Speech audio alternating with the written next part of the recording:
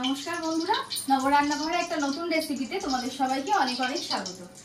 আজকে আমি রান্না করব হলো শুক্তো। সবাই শুক্তো শুনলে একটা ভয় পেয়ে যায়, কি কঠিন রান্না, কিন্তু একদমই কিন্তু কঠিন রান্না নয়। এই কঠিন যদি ভেবেও থাকি সেটাকেই আমি কিন্তু খুব সহজভাবে তোমাদেরকে দেখাবো। তো চলো দেখে নিই কি কি সবজি লাগছে। এখানে আছে বরবটি, করলা, সজনে ডাঁটা, বেগুন, আর এখানে আছে অনেকগুলো সবজি একসাথে আছে, যেমন দেখো গাজর, কাঁচকলা, আলু আর এই যে পেঁপে। যে সবজিগুলো সেদ্ধ হতে বেশি সময় নেয় সেগুলোকে আমি একসাথে রেখেছি, আর বাকি সবজিগুলো আলাদা আলাদা রেখেছি। আর বলার কিছুই নেই, সমস্ত সবজি এরকম ভাবে লম্বা লম্বা করে কেটে নিতে হবে। করলা, বেগুন, সজনে ডাঁটা সবই এরকম লম্বা লম্বা করে কেটে নেবে। তো চলো সোজা রান্নায় যাই। প্রথমেই আমি বড়িটাকে ভেজে তুলে রাখবো। তেল গরম হয়ে গেছে, দিয়ে দিচ্ছি বড়ি।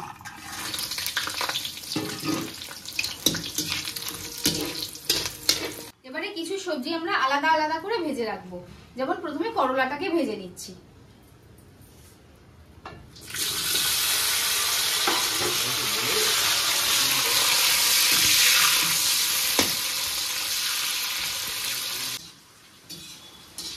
করলাগুলো ভাজা হয়ে গেছে। করলাগুলোকে কিন্তু একদম কড়া করে ভাজতে হবে। করলা ভাজা হয়ে গেছে, এবার এগুলোকে তুলে রাখছি। এবারে একে একে সজনে ডাঁটা, বরবটি আর বেগুনটাকেও আলাদাভাবে ভেজে তুলে রাখবো।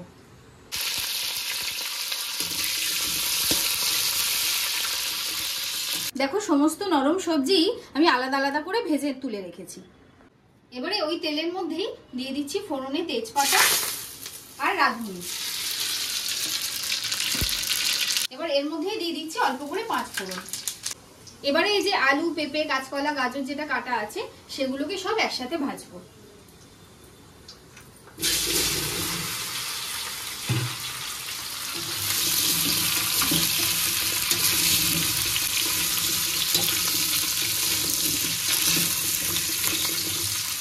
যতক্ষণ সবজিটা ভাজা হচ্ছে একটা মশলা বেটে নেব। কোনো বিশেষ কোনো মশলা নয়। দেখো সাদা আর কালো সর্ষে আমি সম পরিমাণে নিয়ে নিয়েছি, এটাকেই আমি মিহি পেস্ট করে নেব। এবার সবজিগুলোর মধ্যে দিয়ে দিচ্ছি নুন। পরিমাণ মতো নুন আমি এখনই দিয়ে দিলাম।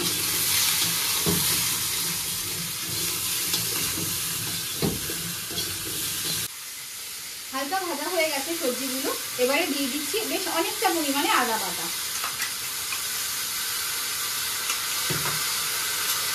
আদা দিয়ে আবারও ভালো করে কষে নেব।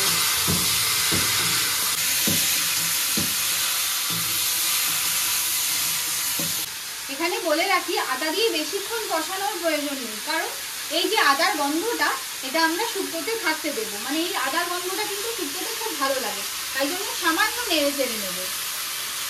এবারে দিয়ে দেবো এর মধ্যে দুধ। যেহেতু দুধ শুক্তো, দুধ তো লাগবেই। এখানে দুধ, 2 বাটি দুধ আর 1 বাটি জল আমি নিয়ে মিশিয়ে রেখেছি। দুধটা দিয়ে দিচ্ছি।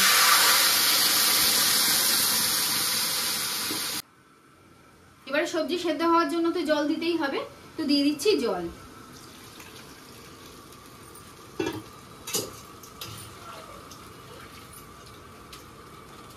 দুধ, জল সবকিছুই দেওয়া হয়ে গেছে। এবারে সবজিগুলোকে ঢেকে অপেক্ষা করতে হবে সেদ্ধ হওয়া পর্যন্ত।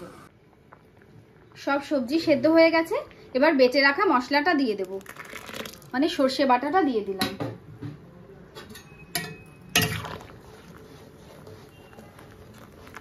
ভালো করে নেড়ে আবার মিনিট 5 ফুটতে দেব।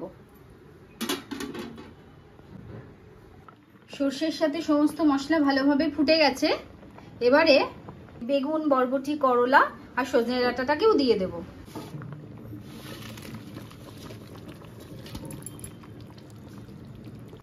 এবারে দিয়ে দিচ্ছি বড়ি।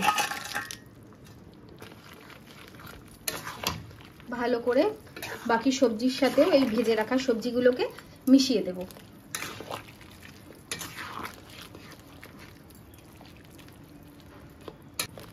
আবারও মিনিট 5 ফুটতে দেব।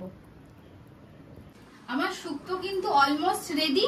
জাস্ট 3টে মেন উপকরণ লাস্টে দিতে হবে, সেগুলোই দিয়ে দিই চলো। সেটা হলো চিনি। বেশ অনেকটা পরিমাণ চিনি দেব, কারণ শুক্তোটা একটু মিষ্টি মিষ্টি স্বাদের হবে।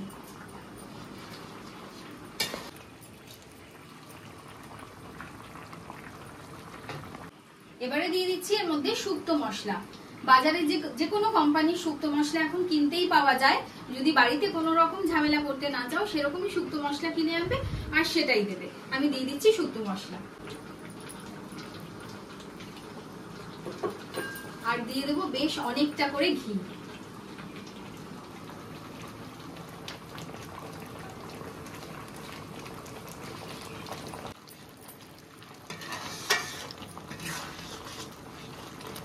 এবারে শুক্তো কিন্তু কমপ্লিট। গ্যাস অফ করব আর এইভাবে মিনিট 10 রেখে দেব। এবারে শুক্তোটা ঢেলে নিচ্ছি। তাহলে আমার দুধ শুক্তোর রেসিপি কিন্তু একদম কমপ্লিট। আর তোমাদের কিরকম লাগলো রেসিপিটা সেটা কিন্তু অবশ্যই আমাকে কমেন্টে জানাবে। আর ভালো লাগলে একটা লাইক শেয়ার করে দিও। আর হ্যাঁ, অবশ্যই বাড়িতে এনে এরকম ঝটপট করে কিন্তু এবার তোমরাও শুক্তো বানিয়ে নিতে পারবে। তো চলো আজকের মতো টাটা। সবাই খেতে থাকো আর খাওয়াতে থাকো আর কি করতে থাকো, নব রান্নাঘর দেখতে থাকো। আর যারা তোমরা নতুন দেখছো চ্যানেলটাকে অবশ্যই সাবস্ক্রাইব করে দিও। তো দেখা হচ্ছে অন্য একটা রেসিপির সাথে অন্য আরেকদিন। টাটা।